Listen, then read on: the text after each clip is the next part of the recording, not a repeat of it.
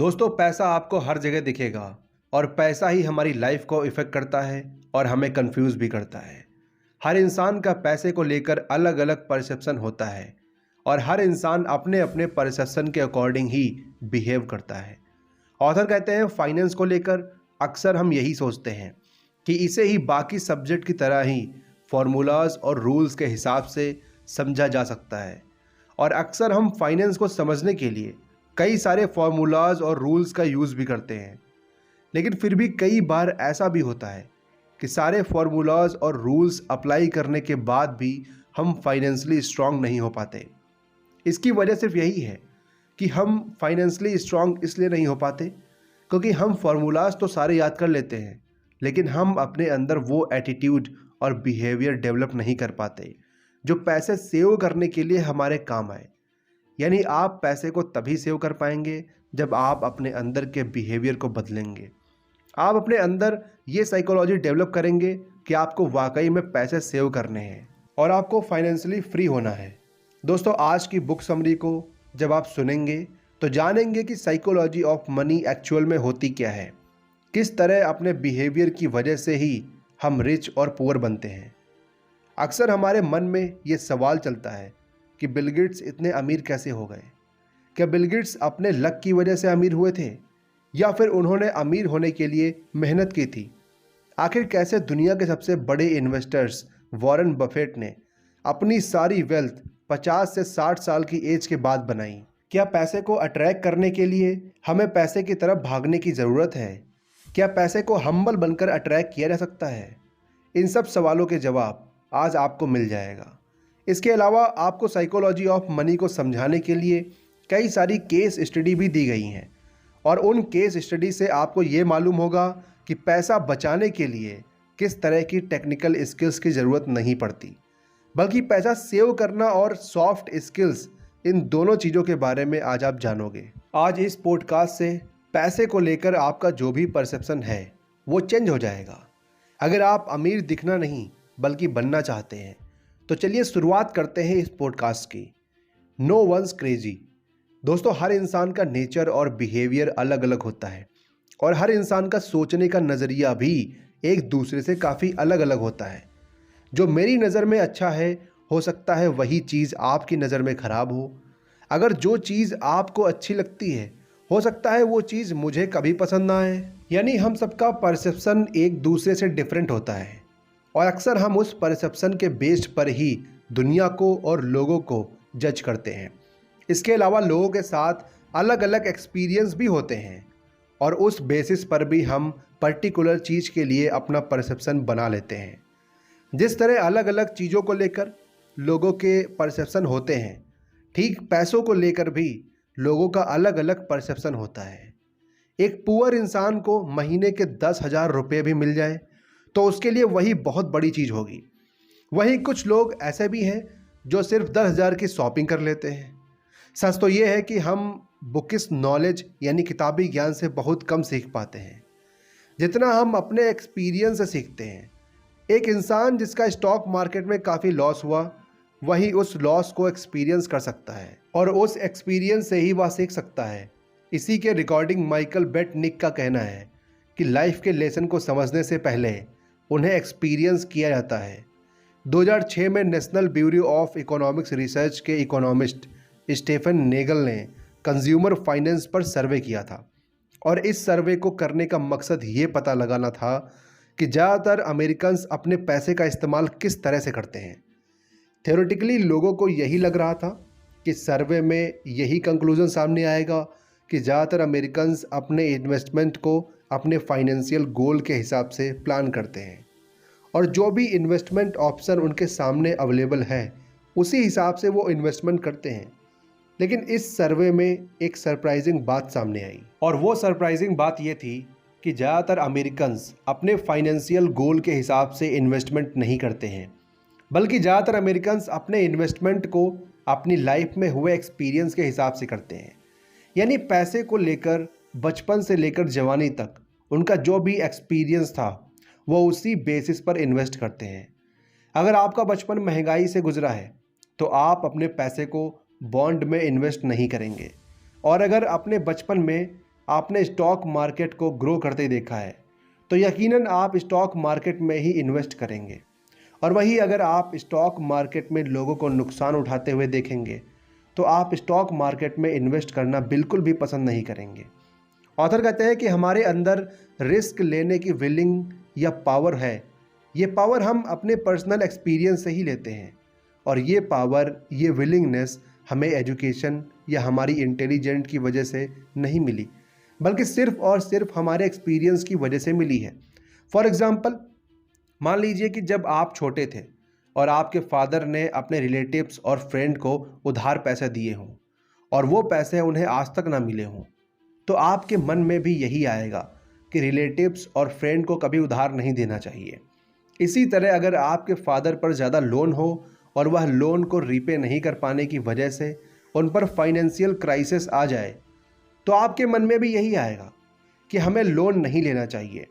यानी हम अपना फाइनेंशियल डिसीज़न अपने एक्सपीरियंस के बेस पर ही बनाते हैं। ऑथर कहते हैं कि हम पैसे को लेकर जो भी डिसीज़न लेते हैं उस डिसीज़न को हम करंट मोमेंट में मिली इन्फॉर्मेशन से जस्टिफाई करते हैं और उस डिसीजन को अपने यूनिक मेंटल मॉडल के हिसाब से ढाल लेते हैं। यानी एक इंसान जो भी अपना फाइनेंशियल डिसीजन लेता है प्रेजेंट टाइम में उसके लिए वही डिसीजन सेंसिबल होता है। उसे यही लगता है कि जो फाइनेंशियल डिसीजन अभी वह ले रहा है वही उसके लिए बेहतर है और अपने इस डिसीजन को वो क्यों ले रहा है और किस लिए ले रहा है और इसके जवाब में वो आपको अपने फाइनेंशियल एक्सपीरियंस के बारे में बताएंगे। ऐसे लोग नॉर्मली मिस इन्फॉर्म होते हैं या उनके पास इनकम्प्लीट इन्फॉर्मेशन होती है या फिर उन्हें बहका दिया जाता है। एग्जाम्पल के तौर पर हम लॉटरी टिकट की बात करते हैं।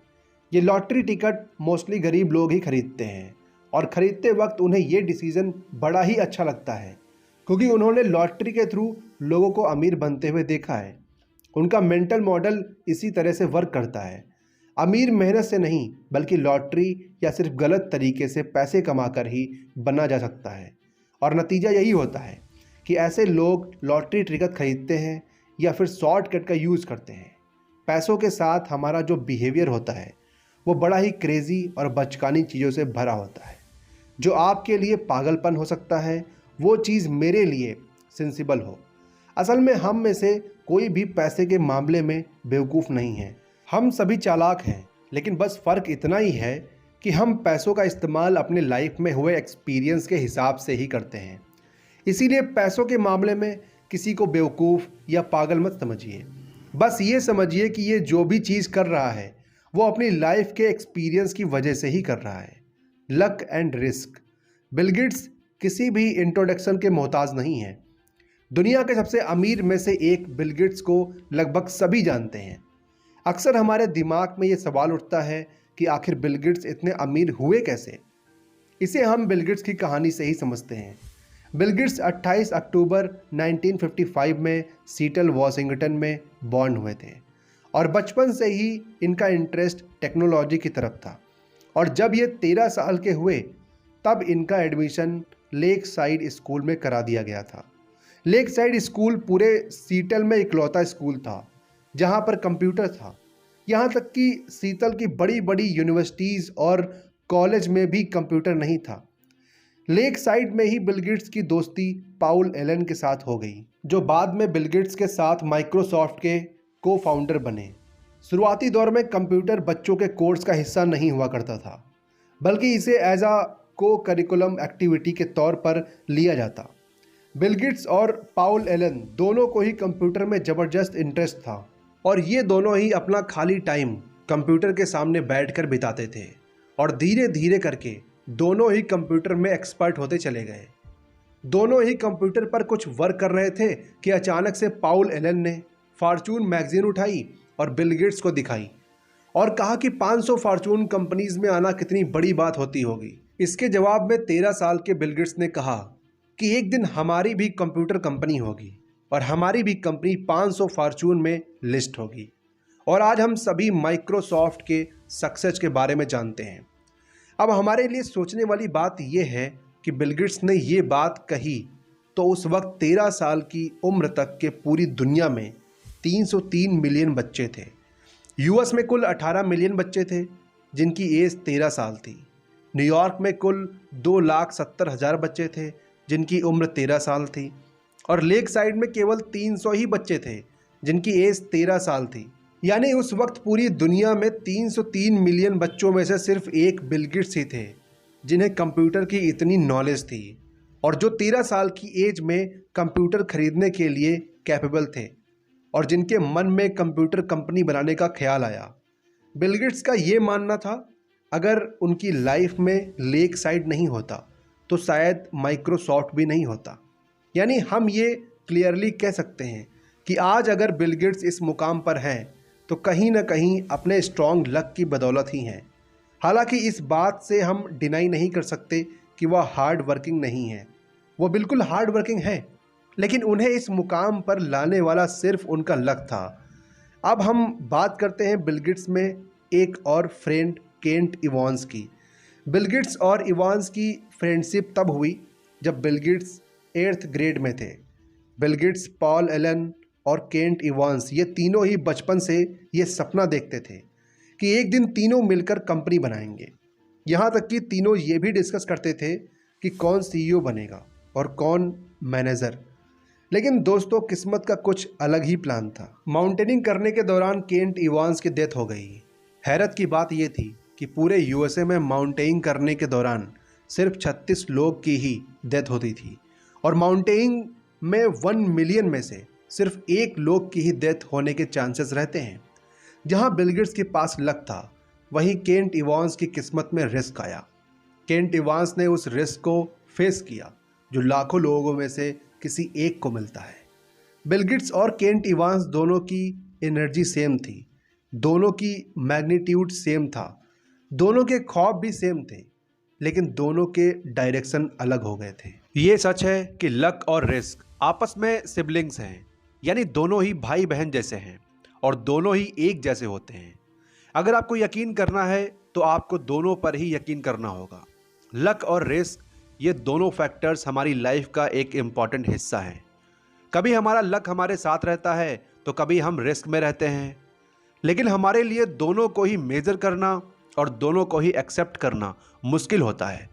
ऑथर कहते हैं कि अगर हम किसी वेल्दी को देखें तो हमें बिल्कुल भी ये अंदाज़ा नहीं लगाना चाहिए कि इसकी जो वेल्थ है वो इसने कड़ी मेहनत करके बनाई है। हो सकता है उसकी वेल्थ को पाने के लिए लक ने उसका साथ दिया था। फिर अगर हम किसी वेल्दी इंसान को देखें तो हम ये परसेप्शन ना बनाएं कि इसे लक की वजह से वेल्थ मिली। हो सकता है उस इंसान ने उस वेल्थ को पाने के लिए ज़बरदस्त रिस्क लिया हो। सो बेसिकली यही है कि हमें बिल्कुल भी किसी की वेल्थ के बारे में परसेप्शन नहीं लगाना चाहिए।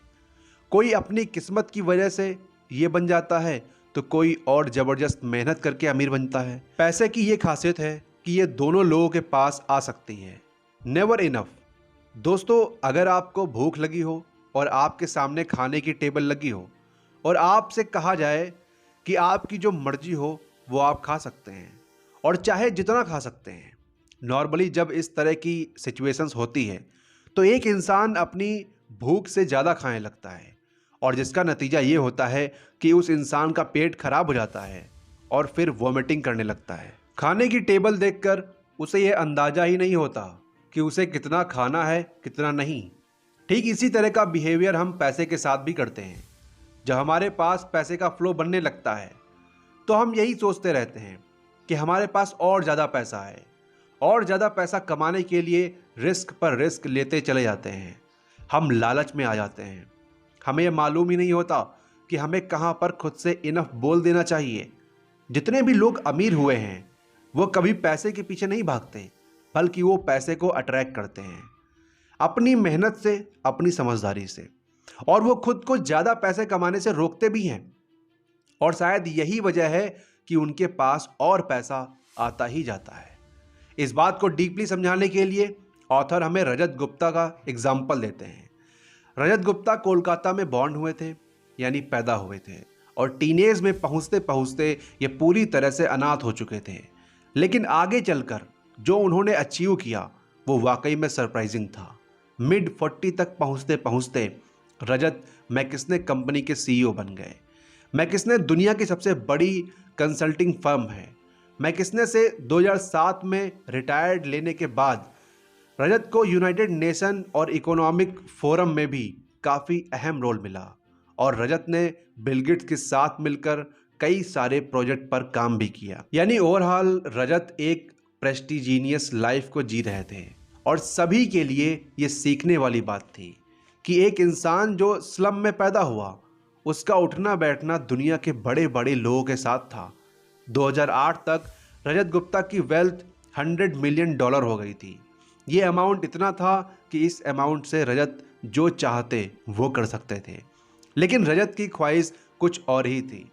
वो मिलियनियर तो थे लेकिन अब वो बिलियनियर बनना चाहते थे।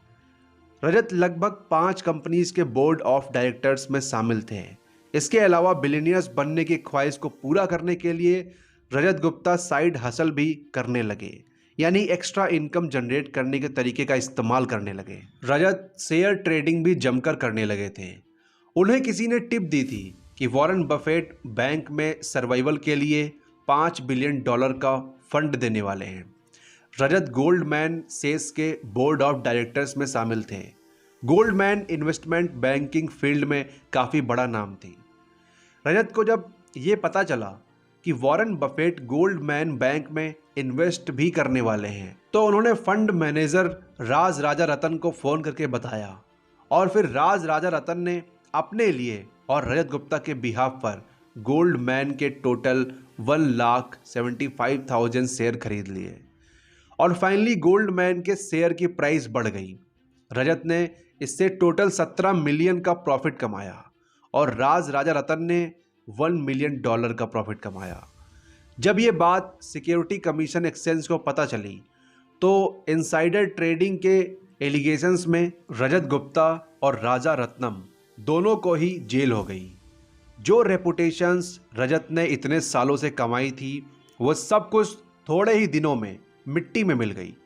अगर ऑथर की माने तो आपको अपने पास ऐसे कई सारे एग्जाम्पल मिलेंगे जिनके पास पैसे की कोई भी कमी नहीं रहती है, लेकिन फिर भी वो ज़्यादा से ज़्यादा कमाने के चक्कर में खुद को ही बर्बाद कर लेते हैं।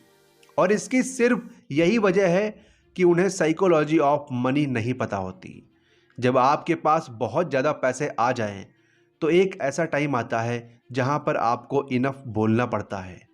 अगर आप खुद को रोकेंगे नहीं तो आप पैसे के जाल में फंसते चले जाएंगे और नतीजा ये होगा कि आप अपनी इज्जत भी गंवाएंगे और अपना पैसा भी। आपको 4 चीज़ें हमेशा ध्यान में रखनी होंगी। पहली है the hardest financial skill is getting the goal post to stop moving. यानी जब आपके पास ज़्यादा पैसा आ जाए तो आपको ज़्यादा लालच नहीं करना चाहिए।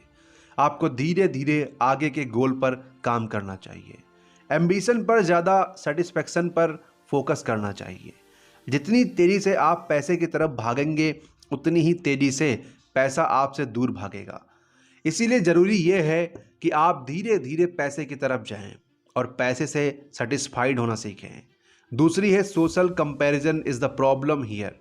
अपनी वेल्थ का, अपनी इनकम का कंपैरिजन किसी और से बिल्कुल भी ना करें, क्योंकि सोशल कंपैरिजन एक ऐसी लड़ाई है जो कोई भी जीत नहीं सकता और ये लड़ाई कभी खत्म नहीं होती, लेकिन इसे खेलने वाला हारता ज़रूर है।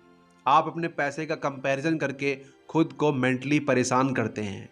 तीसरी है enough is not too little enough के थ्रू आपको ये रियलाइज़ करना होता है कि अगर आपने अपने आप को ज़्यादा से ज़्यादा पैसे कमाने के लिए पुश किया तो एक ऐसा पॉइंट आएगा जहां आपको रिग्रेट होगा। जैसे हमने शुरू में कहा था कि आप उतना ही खाना खाइए जितना कि आप डाइजेस्ट कर सकें। इसीलिए आपको पता होना चाहिए कि आपको कहां पर खुद को रोकना है। चौथी है there are many things never worth risking no matter the potential gain. Rajat Gupta जब जेल से छूटे तो उन्होंने यही स्टेटमेंट दिया था कि हमें किसी चीज़ से अटैचमेंट नहीं रखनी चाहिए, वो चाहे रेपुटेशन की अटैचमेंट हो या पैसों की अटैचमेंट हो। कुछ ऐसी चीज़ें हैं जो इनवैल्यूएबल हैं, जैसे हमारी फैमिली, सोसाइटी में हमारी रेस्पेक्ट, फ्रीडम और इंडिपेंडेंस। ये सभी चीज़ें हमें बड़ी ही मुश्किल से मिलती हैं और हमें तभी रिस्क लेना चाहिए जब हमें ये लगे कि हमारे रिस्क लेने से इनवैल्यूएबल चीज़ों पर कोई असर नहीं पड़ेगा। आप जरा खुद सोचिए कि ऐसा रिस्क लेने से क्या फ़ायदा जहां पर आपकी इज्जत दांव पर लगी हो, या फिर आपकी फैमिली को प्रॉब्लम हो जाए, या आपकी फ्रीडम खत्म हो जाए। इसीलिए जब भी कोई रिस्क ले तो इन सब चीज़ों के बारे में ज़रूर सोचें, सेटिस्फाइड होना सीखें और पैसे को अट्रैक्ट करना सीखें। और पैसे को आप अट्रैक्ट तभी कर पाएंगे जब आप उसके पीछे भागना छोड़ देंगे। कंपाउंडिंग दोस्तों, एग्ज़ाम से पहले एक रात पढ़ाई करके आप अच्छे नंबरों से पास हो सकते हैं, लेकिन टॉपर बनने के लिए आपको लगातार रोज़ाना पढ़ाई करनी होती है। आप सिर्फ एक दिन पढ़कर टॉप नहीं कर सकते। अगर आपको कोई कंपटीशन एग्ज़ाम बीट करना हो तो उसके लिए एक ही दिन की पढ़ाई काफ़ी नहीं होती, बल्कि आपको हर दिन थोड़ा थोड़ा पढ़ना होता है, तभी जाकर आप कंपटीशन बीट कर पाते हैं। ठीक इसी तरह का कॉन्सेप्ट भी पैसे के साथ है। पैसा उसी को अपनी तरफ खींचता है जो उसके पीछे लगातार कंसिस्टेंसी के साथ मेहनत करता जाता है। अगर आपको सही मायने में वेल्दी होना है तो आपको रोज़ाना पैसे कमाने के लिए मेहनत करनी होगी। अक्सर लोग जल्दी से अमीर बनने की सोचते हैं और जल्दी से पैसा कमाने के चक्कर में वो लोग गलत तरीक़ों का इस्तेमाल करने लगते हैं, और नतीजा ये होता है कि जितनी तेज़ी से वो पैसा कमाते हैं उतनी ही तेज़ी से उनका पैसा चला भी जाता है। उन्हें पैसे की साइकोलॉजी पता ही नहीं होती। उन्हें ये नहीं मालूम होता कि पैसा उनसे अट्रैक्ट होता है, जो उसे पाने के लिए हर दिन मेहनत करते जाते हैं। हम छोटी छोटी चीज़ों को करके ही बड़ी चीज़ों को पा सकते हैं, और छोटी चीज़ें करके बड़ी चीज़ पाने को ही कंपाउंडिंग कहते हैं। इस बात को ऑथर हमें एग्जाम्पल देकर समझाते हैं कि आप अगर अपना वज़न कम करना चाहते हैं तो आपका वज़न एक ही दिन में कम नहीं हो जाएगा। आपको अपना वज़न कम करने के लिए डेली जिम जाना होगा और डेली एक्सरसाइज करनी होगी। जब आप डेली ये सभी प्रोसेस करेंगे तभी आपका वज़न कम हो पाएगा। इस बात को सही तरह से समझने के लिए हम वॉरेन बफेट का एग्जाम्पल लेते हैं। वॉरेन बफेट के ऊपर लगभग 2000 किताबें लिखी जा चुकी हैं। मोस्टली लोग यही कहते हैं कि वॉरेन बफेट दुनिया के सबसे अच्छे इन्वेस्टर्स में से एक हैं। नो डाउट, इस बात पर किसी को कोई शक नहीं है। लेकिन कुछ ही राइटर्स ऐसे हैं जो ये बात मेंशन करते हैं कि वॉरेन बफेट ने इन्वेस्टिंग की शुरुआत कब से की थी। बहुत कम ही लोग जानते हैं कि वॉरेन बफेट जब लगभग 10 साल के थे तभी से उन्होंने इन्वेस्टिंग की शुरुआत कर दी थी। अभी फ़िलहाल वॉरेन बफेट की नेटवर्थ $85 बिलियन के आसपास है, और इस $85 बिलियन में से $84.5 बिलियन उन्होंने तब कमाए थे जब उनकी उम्र 50 के पार हो गई थी, और $81.5 बिलियन उन्होंने तब कमाए जब वो अपने मिड 60s में थे। यानी 40 साल तक उनकी कमाई कोई खास नहीं थी, लेकिन वो लगातार इन्वेस्टमेंट करते चले गए। 40 साल की मेहनत का नतीजा उन्हें तब मिला जब उनकी एज 50 से ज़्यादा हो गई थी। यानी वॉरेन बफेट की कमाई कंपाउंडिंग प्रोसेस के थ्रू हुई। अक्सर हमारे साथ यही होता है कि हम शुरू में बड़े ही जोश के साथ मेहनत करते हैं, लेकिन जब हमें इसका रिजल्ट तुरंत नहीं मिलता तो हम हिम्मत हारने लगते हैं। ठीक इसी तरह जब हम अपने पैसे को शेयर मार्केट में इन्वेस्ट करते हैं और कुछ दिनों के बाद जब हमें इन्वेस्ट किए हुए पैसे में प्रॉफिट नहीं दिखाई देता तो हम इनपेशेंस होकर उस शेयर को कम दाम में बेच देते हैं। ऑथर बताते हैं कि कंपाउंडिंग को आप इफ़ेक्टिव तरीके से कर सकते हैं जब आपके अंदर पेशेंस होगा।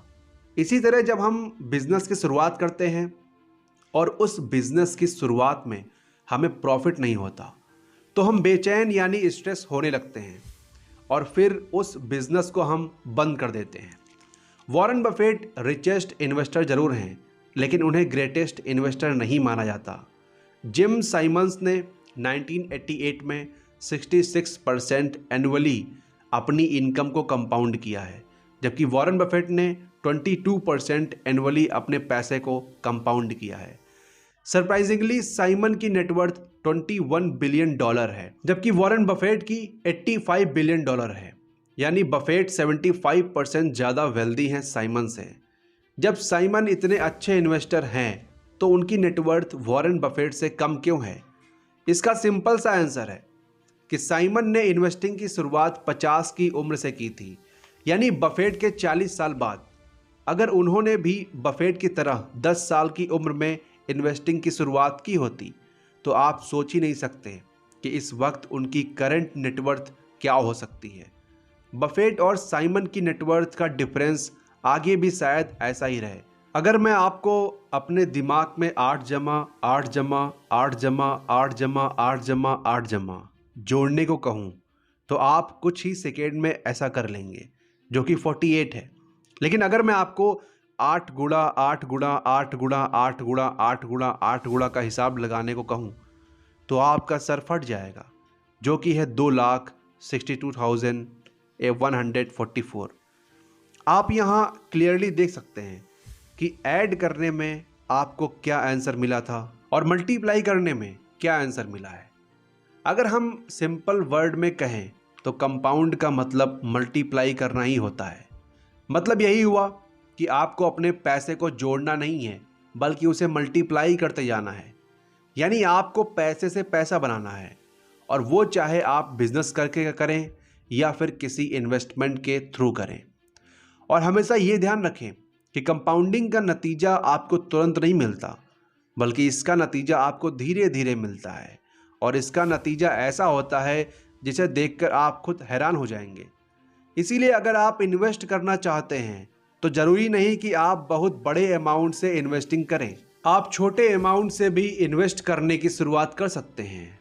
एट लास्ट हम ये कहेंगे कि अगर आप अपनी तरफ पैसे को खींचना चाहते हैं तो आपको अपने अंदर पेशेंस डेवलप करना होगा, और पैसे के लिए कंसिस्टेंट हार्ड वर्क करना होगा, और पैसे को कंपाउंड करते रहना होगा, क्योंकि तभी आप पैसे को जीत पाएंगे, यानी तभी आप वेल्दी बन पाएंगे। Getting wealthy and staying wealthy. दोस्तों, आज के दौर में अगर देखा जाए तो पैसा कमाना सबसे आसान है। आप इस डिजिटल इरा में सोशल मीडिया के थ्रू पैसे कमा सकते हैं। आप अपना यूट्यूब चैनल बनाकर पैसे कमा सकते हैं। इंस्टाग्राम या फेसबुक पर पोस्ट अपलोड करके पैसा कमा सकते हैं, या अमेज़ॉन या शॉपिंग ऐप पर प्रोडक्ट बेचकर पैसा कमा सकते हैं। यानी आज के इस टाइम में पैसा कमाने के ऑप्शंस बहुत सारे हैं। जितना आज के दौर में पैसा कमाना आसान है, उतना ही इसे बचाना मुश्किल है। वेल्दी होना कोई बहुत बड़ी बात नहीं है, लेकिन वेल्दी बने रहना बहुत ही डिफ़िकल्ट है। चलिए इस बात को हम एक केस स्टडी के थ्रू डीपली समझते हैं। जेस लिवरमोर, जिनका जन्म 1877 में हुआ था, जिन्हें अपने दौर का ग्रेटेस्ट इन्वेस्टर माना जाता था, और ये उस टाइम प्रोफेशनल इन्वेस्टर बन गए थे जब इन्वेस्टिंग के बारे में कोई ज़्यादा जानता तक नहीं था। सिर्फ 20 साल की उम्र में ही लिवरमोर ने $100 मिलियन की नेटवर्थ बना ली थी। 1929 के दौरान लिवरमोर स्टॉक मार्केट की दुनिया में जाना पहचाना नाम बन गए थे, और उसी दौरान स्टॉक मार्केट भी बुरी तरह से क्रैश हो गई थी, जिसकी वजह से इकोनॉमी डिप्रेशन में चली गई थी। अक्टूबर 1929 तक स्टॉक मार्केट की हालत और ख़राब हो गई। मोस्टली इन्वेस्टर्स ज़बरदस्त लॉस में आ गए थे, और जिसकी वजह से कई इन्वेस्टर्स सुसाइड करने लगे थे। लेकिन लिवरमोर की वाइफ इन्वेस्टर्स के सुसाइड करने के इंसिडेंट से काफ़ी परेशान थी, और एक दिन लिवरमोर घर काफ़ी देर में पहुँचे। घर देर में पहुँचने की वजह से लिवरमोर की वाइफ काफ़ी परेशान हो गई थी। लेकिन लिवरमोर को देखकर उन्हें सुकून मिला, और उन्होंने लिवरमोर को अपने परेशान होने की वजह बताई। तो उन्होंने उन्हें बताया कि इस स्टॉक मार्केट के क्रैश में उन्हें बहुत फ़ायदा पहुंचाया है, और फिर लिवरमोर ने एक ही दिन में कई $मिलियन कमा लिए थे। लिवरमोर ने अपनी वाइफ से कहा कि हम हमेशा वेल्दी ही रहेंगे, परेशान होने की कोई ज़रूरत नहीं है। तो जहां लिवरमोर की फैमिली खुश थी, तो वहीं एक और फैमिली जो उस दिन खुश नहीं थी, अब्राहम जर्मेस्की की फैमिली। अब्राहम एक multi millionaire real estate developer थे, जिन्होंने 1920 की इकोनॉमी के बढ़ने के दौरान रियल एस्टेट के थ्रू जमकर पैसे कमाए थे, और उसी दौरान स्टॉक मार्केट भी काफ़ी बूम पर थी, और इसी का फ़ायदा उठाते हुए स्टॉक मार्केट से भी काफ़ी सारे पैसे कमाए थे। 1929 के मार्केट क्रैश के दौरान जब ज़्यादातर इन्वेस्टर्स सुसाइड कर रहे थे, तब उसी दौरान जर्मेस्की की वाइफ को भी टेंशन होने लगी थी। और जब एक रात उनके वो घर नहीं पहुँचे तो उनकी वाइफ ने पुलिस में मिसिंग की रिपोर्ट दर्ज करा दी। और अगले दिन इन्वेस्टिगेशन में पता चला कि जर्मेस्की ने भी बाकी इन्वेस्टर्स की तरह सुसाइड कर ली है। इत्तेफाक देखिए कि 1929 के स्टॉक मार्केट क्रैश ने एक को दुनिया का सबसे अमीर इंसान बना दिया था और दूसरे को इतना नुकसान पहुंचाया कि उसे सुसाइड होने पर मजबूर होना पड़ा। 1929 के स्टॉक मार्केट क्रैश की वजह से लिवरमोर दुनिया के सबसे अमीर आदमियों में से एक बन गए थे। वही इसी क्रैश ने रिचेस्ट रियल एस्टेट डेवलपर जर्मेस्की की जान ले ली थी। 1929 के स्टॉक मार्केट क्रैश से कमाए पैसे ने लिवरमोर के अंदर कॉन्फिडेंस भर दिया था, जिसकी वजह से वो स्टॉक मार्केट में ज़्यादा से ज़्यादा बेट लगाने लगा था। ठीक 4 साल बाद यानी 1933 में लिवरमोर ने भी सुसाइड कर ली थी। लिवरमोर ने स्टॉक मार्केट में इतना पैसा लगा दिया था कि उसे बहुत ही ज़्यादा नुकसान हो गया था। लिवरमोर और जर्मेस्की दोनों का डेथ पीरियड अलग अलग था, लेकिन दोनों में एक चीज़ कॉमन थी। दोनों थे वेल्दी, लेकिन वेल्दी बनकर रह नहीं पाए। यानी दोनों ने ही पैसे कमाए, लेकिन पैसे को बचा नहीं पाए। ऑथर कहते हैं पैसे कमाने के लिए आपको रिस्क लेना होता है, आपको होपफुल ऑप्टिमिस्टिक होना पड़ता है, और पैसे कमाने के लिए आपको अपने कंफर्ट जोन से बाहर निकलना होता है। लेकिन कमाए हुए पैसे को बचाने के लिए आपको रिस्क से बचना होता है, अपने अंदर ह्यूमिडिटी रखनी होती है। इसके अलावा आपके अंदर डर भी होना चाहिए। आपके अंदर ये डर होना चाहिए कि आपने इतनी मेहनत करके जो पैसे कमाए हैं वो कभी भी ख़त्म हो सकते हैं, आपको कभी भी नुकसान हो सकता है। मोस्टली वेल्दी लोग इसी माइंडसेट के साथ चलते हैं, और शायद इसीलिए जितने भी वेल्दी लोग हैं वो बिल्कुल सिंपल लाइफ जीते हैं और अपने पैसे को बिल्कुल सोच समझकर खर्च करते हैं। वेंचर कैपिटल फर्म से कोया कैपिटल के हेड माइकल मोंसी से जब पूछा गया कि वह अभी मार्केट में किस तरह से बने हुए हैं, उनकी कंपनी का अभी तक मार्केट में लगातार टिके रहने का रीज़न क्या है, इसका जवाब देते हुए माइकल ने कहा कि डर की वजह से ही वह आज टिकी हुई हैं। मोरिस का ये मानना है कि उन्हें ये डर रहता है कि अगर आज उन्होंने पैसे कमाए हैं, ज़रूरी नहीं है कि कल भी उसी तरह वो पैसे कमा पाएंगे। अगर आज उनके साथ चीज़ें अच्छी हो रही हैं तो ज़रूरी नहीं है कि कल भी सब चीज़ें उनके साथ अच्छी ही हों। यानी हम यह भी कह सकते हैं कि हमारे अंदर अगर सर्वाइवल का डर नहीं होगा तो शायद हम ज़्यादा दिनों तक वेल्दी नहीं रह पाएंगे। ऑथर के हिसाब से वेल्दी बने रहने के लिए हमें अपने अंदर सर्वाइवल माइंडसेट रखना होगा, और इसे आप 3 तरीक़ों से देख सकते हैं। पहला ये है कि आपको ये सोचना होगा कि आप फाइनेंशियली अनब्रेकेबल हैं। अगर आप फाइनेंशियली अनब्रेकेबल हैं तो हमेशा बड़ा रिटर्न मिलेगा। आपको बड़ा रिटर्न तभी मिलेगा जब आप लॉन्ग टर्म के लिए सर्वाइव कर पाएंगे। दूसरा ये है कि आपको प्लानिंग बनाकर चलना होगा। जी हाँ, सर्वाइवल माइंडसेट रखने के लिए प्लानिंग करना बेहद ज़रूरी है। एक प्लान तभी यूज़फुल होगा जब ये रियलिटी सर्वाइव कर जाए। तीसरा ये है कि आपको ऑप्टिमिस्टिक पर्सनालिटी रखनी होगी। जब आप ऑप्टिमिस्टिक पर्सनालिटी रखते हैं तो आपके अंदर सर्वाइवल माइंडसेट आने लगता है। ऑप्टिमिस्टिक होने पर आपके अंदर बिलीव भी आता है कि आप कैसी भी सिचुएशंस में सर्वाइव कर लेंगे। हमेशा ये ध्यान रखें कि पैसा कमाना मुश्किल नहीं है, बल्कि उस पैसे को बचाए रखना मुश्किल होता है। इसीलिए जब आप पैसे कमा लें तो आपको यही कोशिश करनी चाहिए कि उस पैसे को कैसे बचाएं, और आप पैसे बचा कर ही पैसे को अपनी ओर अट्रैक्ट कर सकते हैं। Tells you win. दोस्तों, हम अपनी लाइफ में बहुत सारी चीज़ों को करते रहते हैं और बहुत सारे प्लान बनाते रहते हैं, लेकिन इनमें से कुछ प्लान सक्सेसफुल होते हैं और कुछ प्लान में हमें फेलियर मिलती है। कई बार ऐसा होता है कि जब हम किसी सक्सेसफुल इंसान को देखते हैं तो हम सिर्फ उसकी सक्सेस के बारे में ही सोचते हैं, लेकिन हम कभी ये नहीं सोचते कि उस सक्सेस को पाने के लिए वो इंसान कितनी बार फेल हुआ होगा। हॉलीवुड के मशहूर एक्टर ब्रैड पिट को 30 साल लगातार काम करने के बाद स्टार गिल्ड बेस्ट एक्टर का अवार्ड मिला था। टाइटैनिक के हीरो लियोनार्डो दी कैप्रियो को बेस्ट एक्टर के लिए ऑस्कर नॉमिनेशन 5 बार मिला, लेकिन जीता उन्होंने एक ही बार। हमें नहीं पता था कि हम जिस भी काम को कर रहे हैं उसमें हमें कितनी सक्सेस मिलेगी। कुछ ऐसे काम होते हैं जिसमें हम कामयाब होते हैं, तो कुछ ऐसे भी होते हैं जिसमें हम फेल हो जाते हैं। बिजनेस और इन्वेस्टिंग में चीज़ें इसी तरह से काम करती हैं। आप जितने भी इन्वेस्टर्स को देखोगे उन्हें सक्सेस से ज़्यादा फेलियर मिली होगी, और वो इस चीज़ को भी एक्सेप्ट करते हैं। वो ये मानकर चलते हैं कि उन्हें फेलियर ज़्यादा मिलेगी, लेकिन उनकी नज़र मेजॉरिटी आउटकम पर होती है। यानी उनके मन में कहीं ना कहीं ये चलता है कि सक्सेस होने पर उन्हें क्या मिलेगा। अगर ब्रैड पिट शुरू में अवार्ड ना मिलने की वजह से एक्टिंग छोड़ देते तो क्या वो इतने पॉपुलर एक्टर होते, और क्या उन्हें 30 साल के बाद बेस्ट एक्टर का अवार्ड मिलता। ब्रैड पिट को ये समझ आ गया था कि आपके कुछ प्रोजेक्ट चलते हैं, कुछ नहीं, लेकिन आपको लगातार काम करते रहना चाहिए। आपको अपने एम की ओर लगातार बढ़ते रहना चाहिए।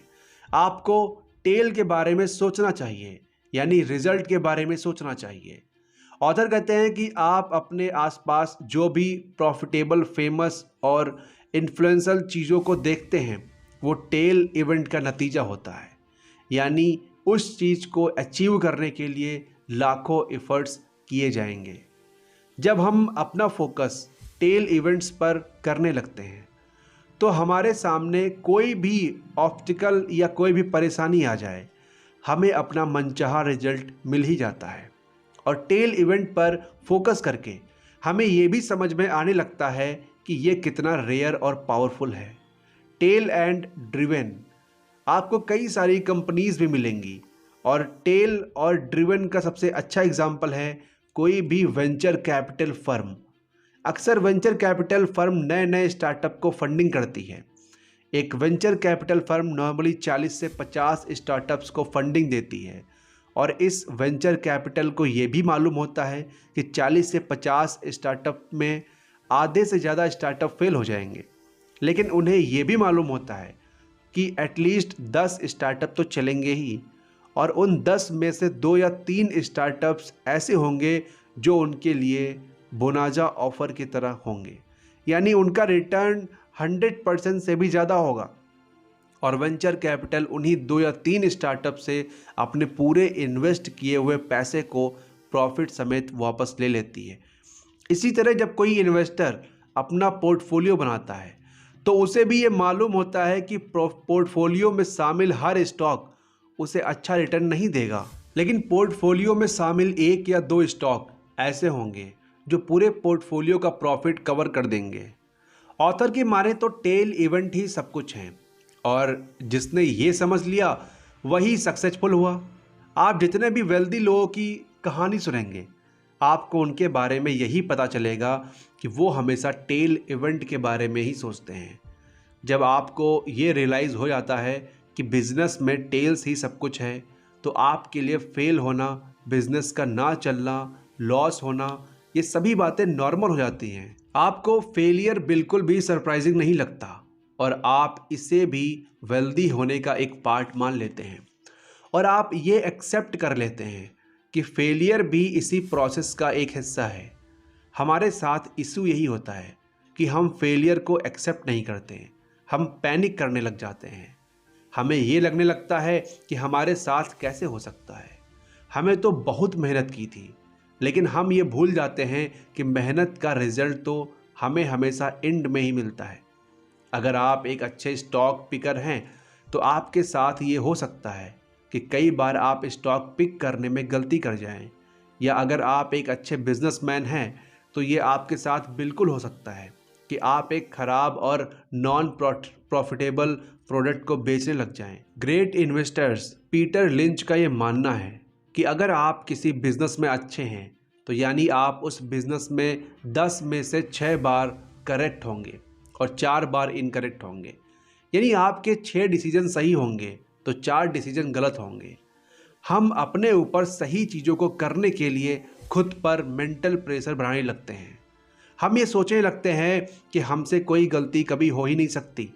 महान बल्लेबाज सचिन तेंदुलकर भी फेल हुए थे और 25 साल क्रिकेट खेलकर भी उनसे कई गलतियां हुई थी।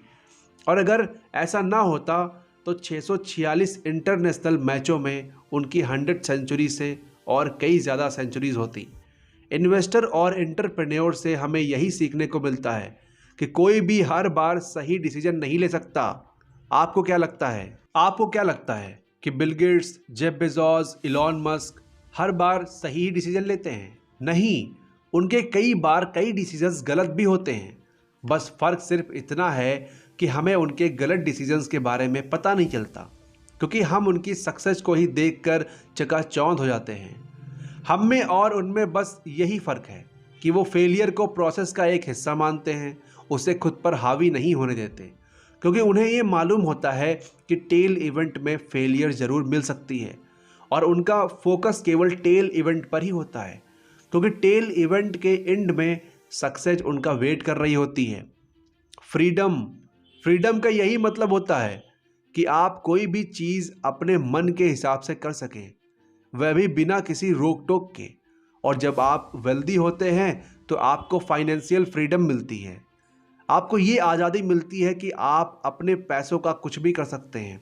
और जब आपको फाइनेंशियल फ्रीडम मिल जाती है तो आपको हैप्पीनेस भी मिलती है। देखा जाए तो लोग फाइनेंशियल फ्रीडम को इसलिए चुनते हैं ताकि वो अपनी लाइफ में खुश रह सकें। ऑथर कहते हैं कि हैप्पीनेस एक कॉम्प्लिकेटेड सब्जेक्ट है और हर इंसान के लिए हैप्पीनेस की डिफिनीशन अलग अलग होती है। एक छोटे बच्चे को भी देखकर हमें खुशी मिल जाती है और अपने चहेते फिल्म स्टार को लाइव देखकर भी हमें खुशी मिल जाती है। लेकिन अगर हम हैप्पीनेस की कॉमन डिनोमिनेटर की बात करें तो हैप्पीनेस हमें तभी मिलती है जब हमारी लाइफ हमारे ही कंट्रोल में होती है। अपनी लाइफ में हम जब भी कर रहे होते हैं उसका कंट्रोल जब हमारे हाथ में होता है तो हमें बहुत खुशी महसूस होती है। आप कितना भी ज़्यादा पैसे क्यों ना कमा लें, लेकिन अगर आपकी लाइफ आपके अपने कंट्रोल में नहीं है तो आप खुश नहीं हो सकते। वहीं अगर आप कुछ भी ना कमा रहे हों, लेकिन अगर आपकी लाइफ आपके कंट्रोल में है तो आप डेफिनेटली खुश हैं। ऑथर कहते हैं कि अक्सर लोग यही चाहते हैं कि उनकी लाइफ कंट्रोल में रहे, और जब उनसे किसी काम को करने के लिए कोई कहता है तो उन्हें यही लगता है कि उन्हें डिसएम्पावर्ड किया जा रहा है या डोमिनेट किया जा रहा है। उन्हें ये लगता है कि सामने वाला अपनी चॉइस उन पर थोप रहा है, जबकि इंसान के पास खुद ये चॉइस रहती है कि वो दूसरे की चॉइस को हाँ कहे या फिर ना कहे, या फिर सिंपली वही करे जैसा उनसे कहा जाए। जब हम चॉइस के इस खेल में फंस जाते हैं तो हमें ये रियलाइज़ होने लगता है कि फ्रीडम होना कितना ज़रूरी है, स्पेशली फाइनेंशियल फ्रीडम, क्योंकि ये आपको चॉइस देती है कि आप अपने टाइम और अपने पैसे से कुछ भी कर सकते हैं।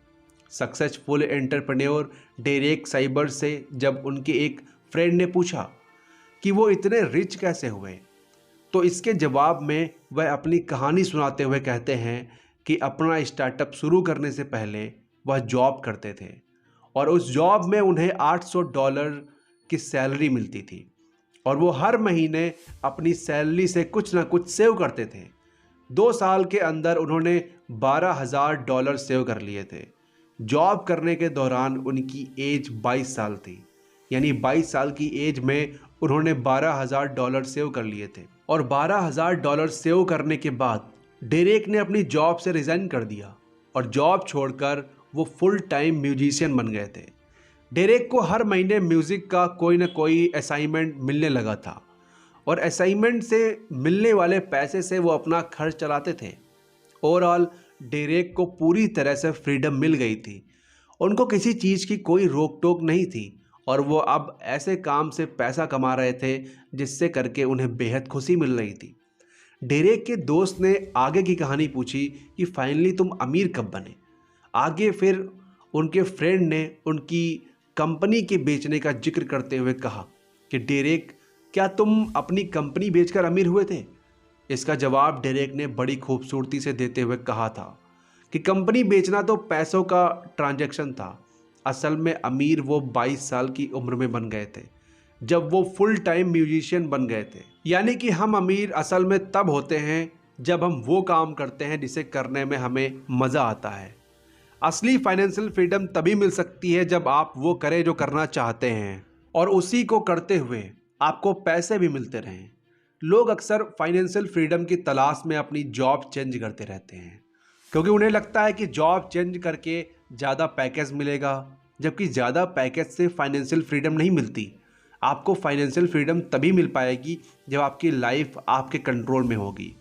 अब हम बात करते हैं man in the car paradox.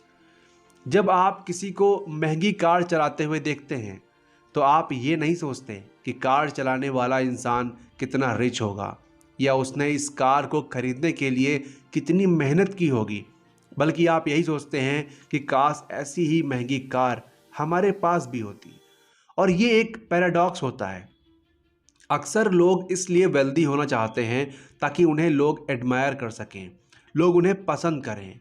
और ऐसे लोग इसलिए महंगे कपड़े, महंगी कार, महंगी घड़ियां खरीदते हैं ताकि वो दूसरों को इम्प्रेस कर सकें, दूसरे उन्हें एडमायर करें।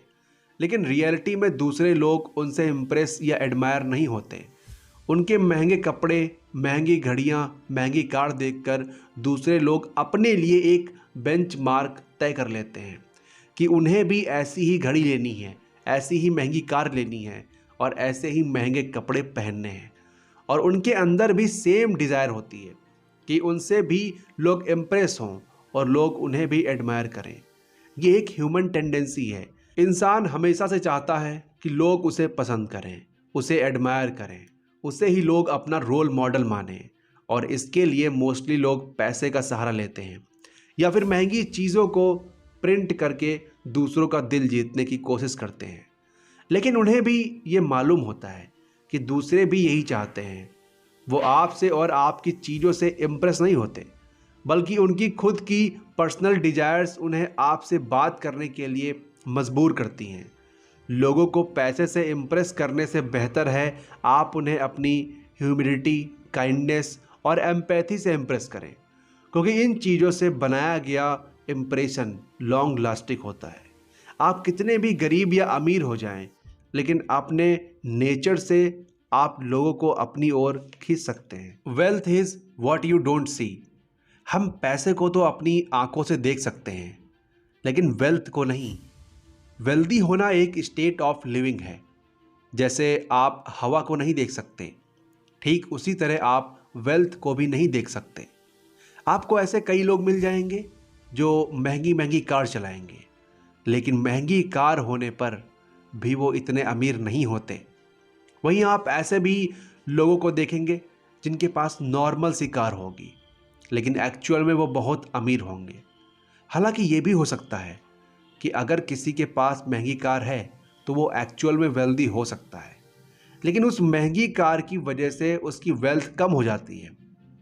ऑथर ने इस बात को हमें एग्जाम्पल देकर समझाया है कि अगर आपने 1 करोड़ की कार ली है तो इसका यही मतलब है कि आपकी जो वेल्थ थी उससे आपके 1 करोड़ रुपए कम हो गए।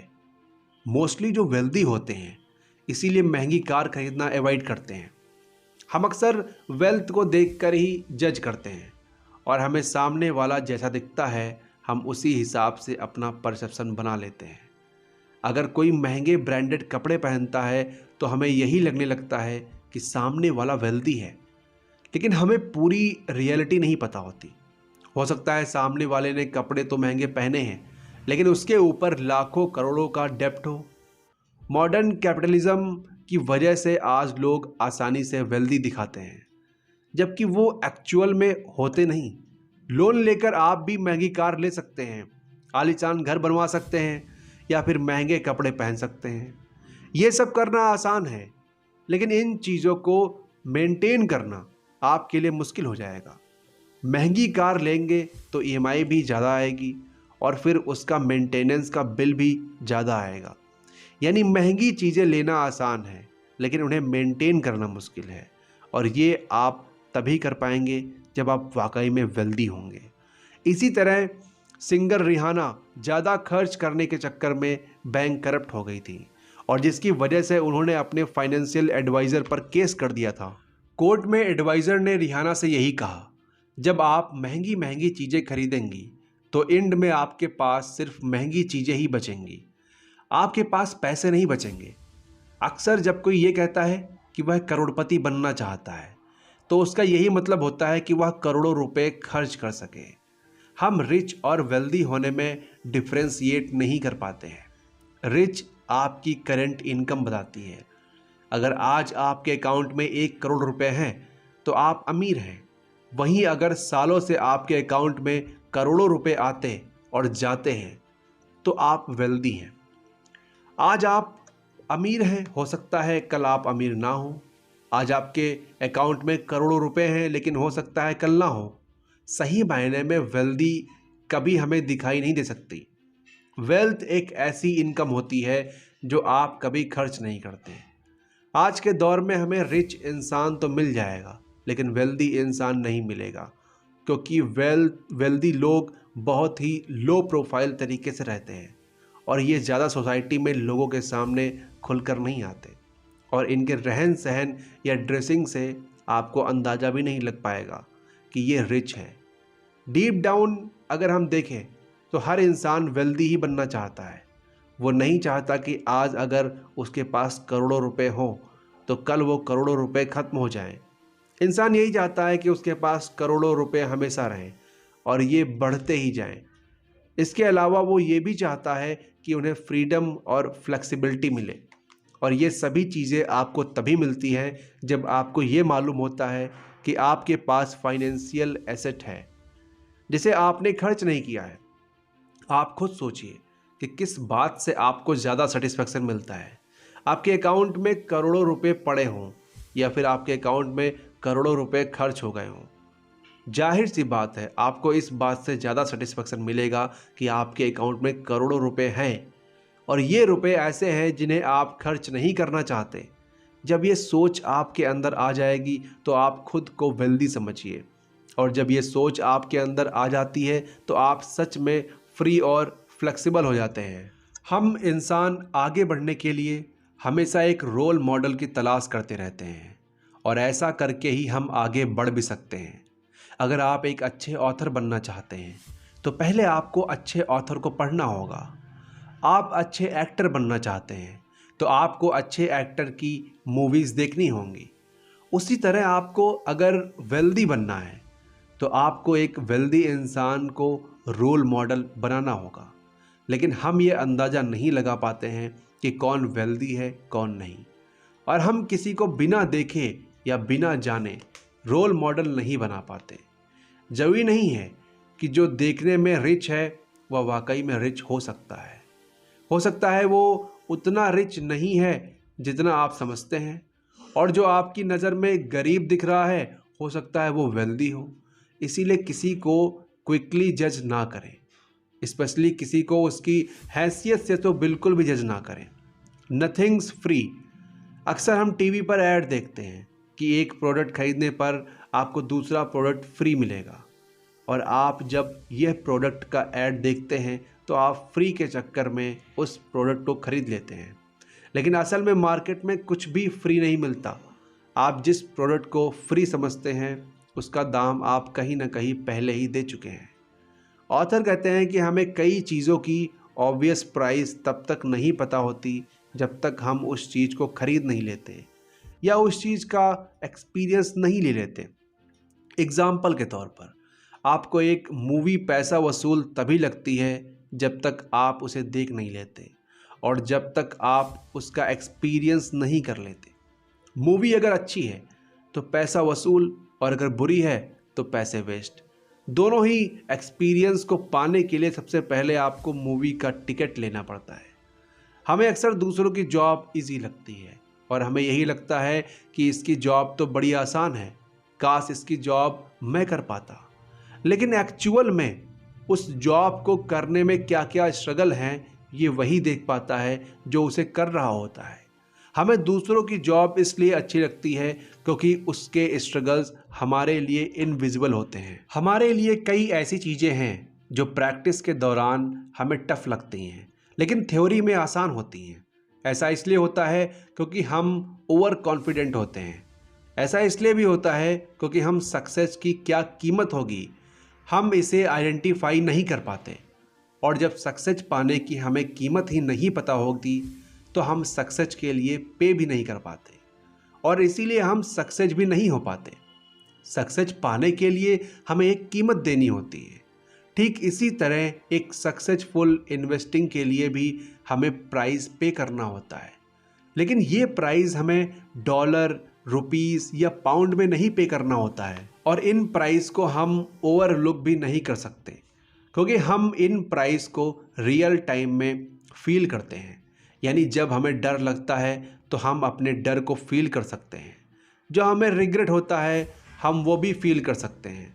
ऑथर कहते हैं कि अगर आपको अपने लिए कार लेनी हो और आपके सामने 3 ऑप्शंस रखे जाएं तो आप उन तीनों में से कौन सा ऑप्शंस चुनेंगे। पहला ऑप्शन ये है कि कार आपको 5 लाख में मिल रही है। दूसरा ऑप्शन ये है कि कार आपको सेकेंड हैंड मिल रही है 3 लाख में। और तीसरा ऑप्शन ये है कि आप कार चुरा लें। देखा जाए तो तीनों ही तरीकों से कार आपके पास आ सकती है, लेकिन आप तीसरा ऑप्शन बिल्कुल भी कंसीडर नहीं करेंगे। दोनों ही ऑप्शंस आपके लिए इजी रहेंगे और आप इन दोनों में से एक ऑप्शंस को चूज करके कार ले लेंगे। लेकिन कुछ लोग ऐसे भी हैं जो तीसरा ऑप्शन चूज करेंगे। ऐसे लोग प्लान और स्ट्रेटजी बनाते हैं और उन्हें इसका प्राइस भी पता होता है कि कार चुराने पर उन्हें क्या प्राइस पे करना हो सकता है। और उन्हें यह भी पता होता है कि अगर वो नहीं पकड़े गए तो बिना किसी इन्वेस्टमेंट के उनके पास एक कार आ जाएगी। लेकिन वो कहते हैं कि धन की देवी उसी पर मेहरबान होती हैं जो उसे ईमानदारी से कमाते हैं। इसीलिए कार चुराने वाले देर सवेर पकड़े ही जाते हैं। ठीक यही चीज़ इन्वेस्टिंग के साथ भी होती है। मॉर्निंग स्टार कंपनी ने कुछ ऐसे टैक्टिकल्स म्यूचुअल फंड को आइडेंटिफाइड किया था कि मौका पड़ने पर कभी स्टॉक से प्रॉफिट अर्न करने की कोशिश करते, कभी बॉन्ड के थ्रू प्रॉफिट अर्न करने की कोशिश करते। यानी ये म्यूचुअल फंड रिटर्न के लिए प्राइस नहीं पे करना चाहते हैं। मॉर्निंग स्टार की रिपोर्ट को माने तो 2007 के रिसेशन के बाद टोटल 112 टैक्टिकल म्यूचुअल फंड थे, जिनमें से सिर्फ 9 ने ही बेटर रिस्क एडजस्ट रिटर्न दिया था। बाकी म्यूचुअल फंड 60-40 स्टॉक फंड के बीच में ही फंसे रहे। अक्सर हमारे मन में ये सवाल आता है कि जो लोग बड़ी बड़ी कारें, बड़े बड़े घर खरीदने के लिए कोई भी प्राइस पे करने को तैयार रहते हैं, वो लोग जब इन्वेस्टिंग करते हैं तो इतना घबराते क्यों नहीं हैं या इतना ज़्यादा प्राइस पे करने को तैयार क्यों नहीं रहते। इसका यही जवाब है कि इन्वेस्टिंग में आपको रिजल्ट फ़ौरन नहीं मिलते, आपको वेट करना होता है। आप इन्वेस्टिंग के प्राइस टैग को फ़ौरन नहीं देख पाते, जबकि कार और घर लेना इन्वेस्टिंग के कंपैरिजन में लेस टाइम टेकिंग प्रोसेस है। जब आपके पास वैलिडिटी बिल आता है तो आप खुश नहीं होते, आपको बिल सजा की तरह लगने लगता है। आप हैवी मन से बिल भरते हैं, आपको ये फ़ाइन की तरह लगता है। जनरली हम फीस देने से नहीं घबराते, बल्कि हमें फ़ाइन देने में परेशानी होती है। ठीक इसी तरह अगर हम मार्केट वोलेटिलिटी को फ़ाइन की तरह ना लेकर फीस की तरह लेंगे तो हमारे अंदर एक ऐसा माइंडसेट डेवलप हो जाएगा जहां पर हम इन्वेस्टमेंट में गेन करने लगेंगे। हमेशा ये ध्यान रखें कि मार्केट रिटर्न्स कभी भी फ्री नहीं होते हैं। जिस तरह बाकी प्रोडक्ट के लिए आप पे करते हैं, ठीक उसी तरह आपको इसके लिए भी पे करना होगा। हालांकि आपको इसके लिए फोर्स नहीं किया जा सकता, लेकिन आपको मिलेगा वही जितना आप इसके लिए पे करेंगे। आप फ्री में यूज़ करना चाहेंगे तो आपको बिल्कुल भी कुछ नहीं मिलेगा। आपकी हालत उस चोर की तरह होगी जिसने कार को पाने के लिए उसे चुरा लिया था। इन्वेस्ट करने की फ़ीस को फ़ाइन की तरह मत लीजिए। अगर आप उसे फ़ाइन की तरह लेंगे तो आप इन्वेस्टिंग को एंजॉय नहीं कर पाएंगे। हमेशा ये ध्यान रखिए कि धन की देवी उसी पर खुश होती हैं जो उस धन को कमाने के लिए प्राइस पे कर सके। अगर आप वेल्दी बनना चाहेंगे तो आपको उसके लिए प्राइस तो पे करना होगा, और उस प्राइस को आप वेल्दी बनने की फीस समझकर दीजिएगा। Reasonable rational surprise. हम इंसान एक ऐसे क्रिएचर हैं जो इमोशनल होकर भी सोचते हैं और जो प्रैक्टिकल और रेशनल होकर भी सोचता है। फाइनेंशियल डिसीजन लेते वक्त हमें बहुत ज़्यादा रेशनल होकर नहीं सोचना होता, बल्कि हमें रीजनेबल होकर सोचना होता है। हमें अपना फाइनेंशियल डिसीजन लेने का रीज़न ढूंढना पड़ता है। किसी चीज़ के लिए रीजनेबल होना ज़्यादा रियलिस्टिक होता है, और बात जब पैसे की होती है तो हमें रियलिस्टिक होना पड़ता है। रीजनेबल और रेशनल को डीपली समझने के लिए हम एक ऐसे जूलियस वेगर का एग्जाम्पल लेते हैं। जूलियस वेगर 19वीं सेंचुरी के साइकियाट्रिस्ट थे जिन्होंने मलेरिया से सिफिलिस जैसी बीमारी का इलाज किया था, और इनके अंदर 2 स्किल्स थी। पहली ये कि ये चीज़ों के पैटर्न को बहुत अच्छी तरह से समझ चाहते थे, और दूसरी ये कि जो लोगों की नज़र में पागलपन होता था वो पागलपन उन्हें बहादुरी लगती थी। और इन दोनों ही स्किल्स को जूलियस वेगर ने ब्यूरो सिफिलिस पेशेंट्स पर आजमाया था। जूलियस ने ये पैटर्न नोटिस किया कि जब सिफिलिस पेशेंट्स को फीवर होता है तो वह बहुत जल्दी रिकवर करने लग जाता है। जूलियस वेगर ने ये एज्यूम किया कि फीवर इन्फेक्शन से फाइट करने में बॉडी की हेल्प करता है, और यही चीज़ डॉक्टर समझ नहीं पा रहे थे। जूलियस एक लॉजिकल कंक्लूजन पर पहुँचे और वो टाइफाइड, मलेरिया और स्मॉल पॉक्स के लो एंड स्ट्रेन वायरस को सिफिलिस के पैटर्न में इंजेक्ट करने लगे। ये एक एक्सपेरिमेंट था, काफ़ी डेंजरस, और इस एक्सपेरिमेंट से कई पेशेंट्स की जान भी चली गई। फाइनली जूलियस वेगर ने मलेरिया का वीक वर्जन सिफिलिस के पेशेंट्स को इंजेक्ट करना शुरू कर दिया, जिसकी वजह से लोगों को फीवर आने लगा और लोग सही भी होने लगे। जूलियस वेगर ने फाइनली ये कंक्लूजन निकाला कि हर 10 में से 6 सिफिलिस पेशेंट्स को मलेरिया के बुखार से ठीक किया जा सकता है, और इस ट्रीटमेंट को मलेरिया थेरेपी नाम दिया गया। जूलियस वेगनर को इस रिसर्च के लिए 1927 में मेडिसिन की फील्ड में नोबेल प्राइज़ मिला। हालांकि बाद में मलेरिया थेरेपी को पेनिसिलिन से रिप्लेस कर दिया गया था, लेकिन जूलियस वेगनर दुनिया के ऐसे पहले डॉक्टर बने जिन्होंने यह बताया कि फीवर से हम इन्फेक्शन से फाइट कर सकते हैं। लोग फीवर को बुरी तरह से लेते हैं और उसे ट्रीट करने के लिए अलग अलग दवाइयों का इस्तेमाल करते हैं। लोग फीवर को इसलिए बुरा मानते हैं क्योंकि फीवर में हमें पेन होता है, हमारी बॉडी को तकलीफ़ होती है। जब फीवर होता है तो हम रीजनेबल नहीं हो पाते, हम रेशनल होते हैं।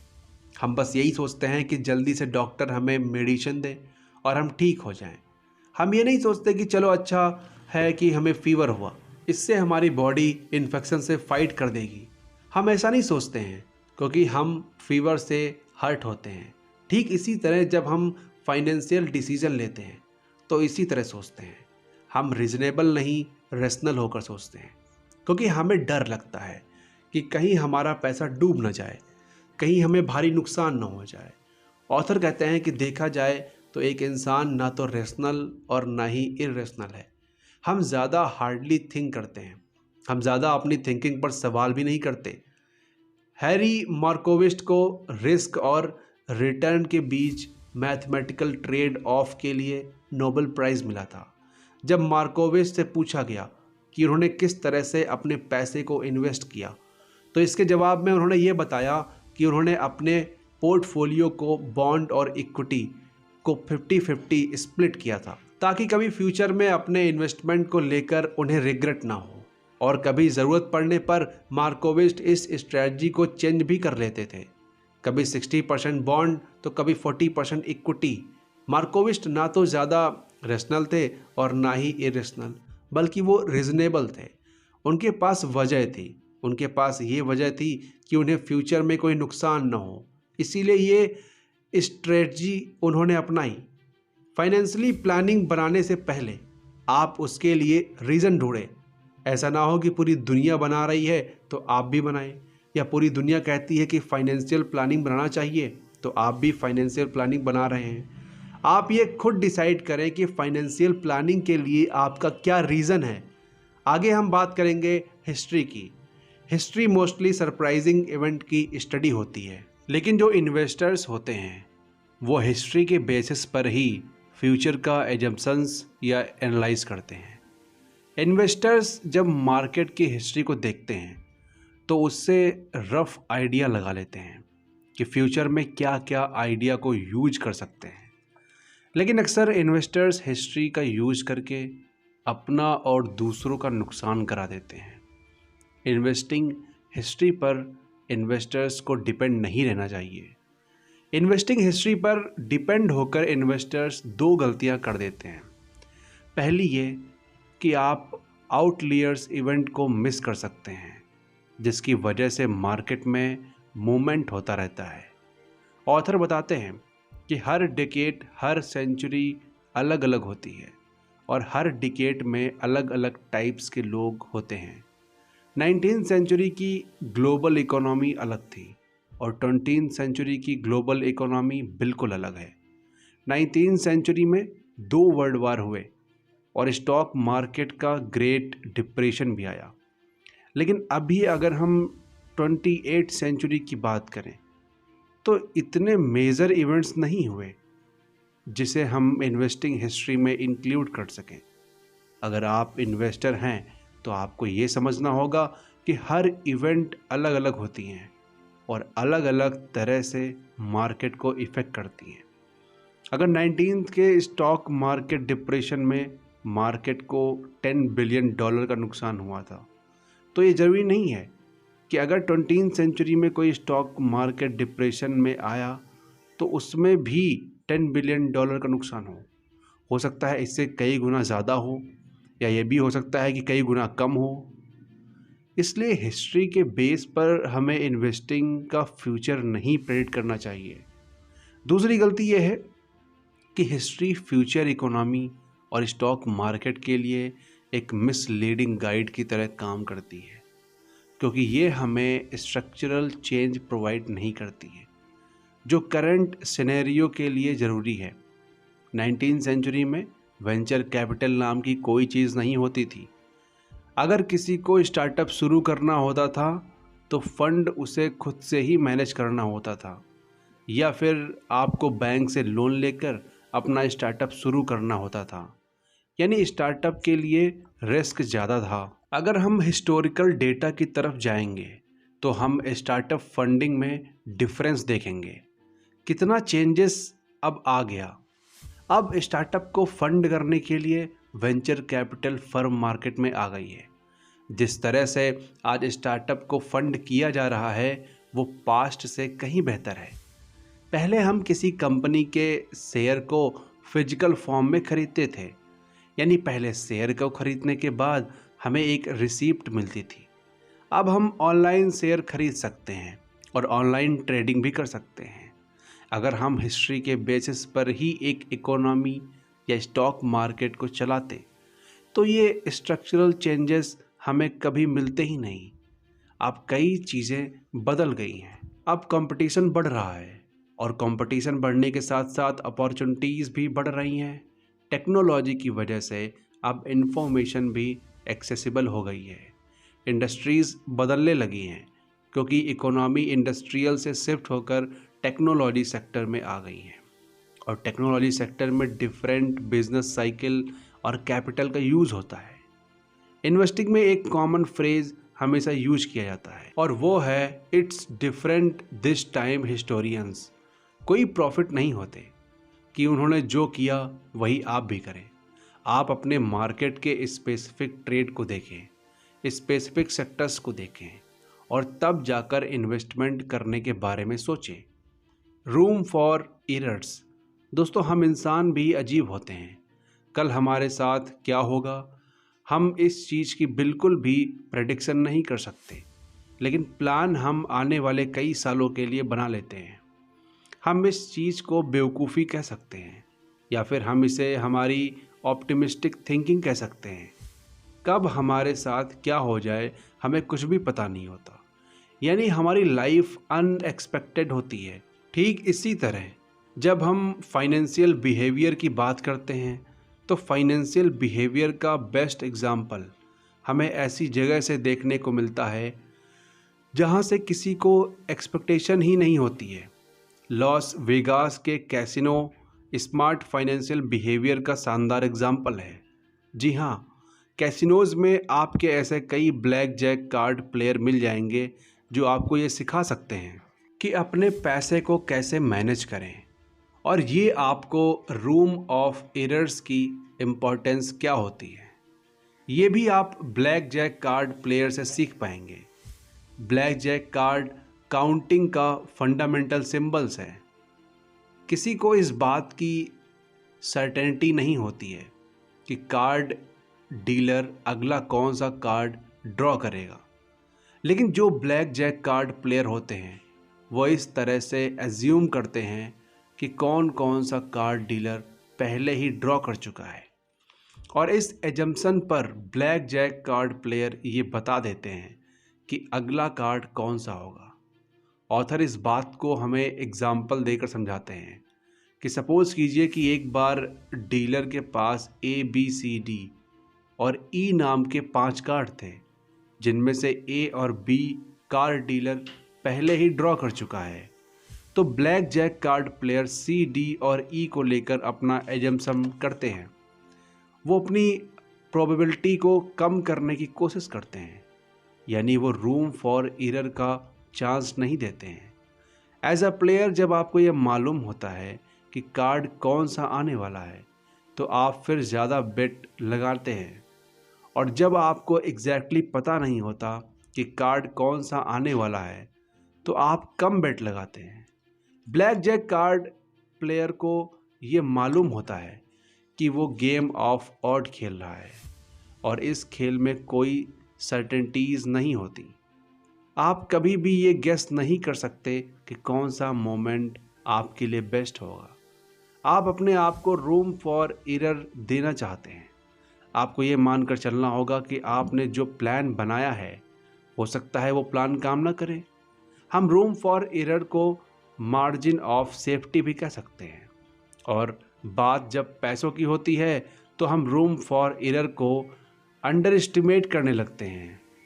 रूम फॉर एरर को हम फोरकास्टिंग से भी रिलेट कर सकते हैं, और फोरकास्टिंग करेक्ट करना बहुत मुश्किल होता है। आने वाले 10 सालों में स्टॉक मार्केट कितना रिटर्न देगा या रिटायरमेंट के बाद आपको कितने पैसे मिलेंगे, इन सब के बारे में फोरकास्ट करना मुश्किल होता है। इन सब चीज़ों में हम बस ऑड ही निकाल सकते हैं या मार्जिन ऑफ सेफ्टी लेकर एक स्टिपुलेटेड अमाउंट हम बता सकते हैं कि कौन सा मोमेंट आपके लिए बेस्ट होगा।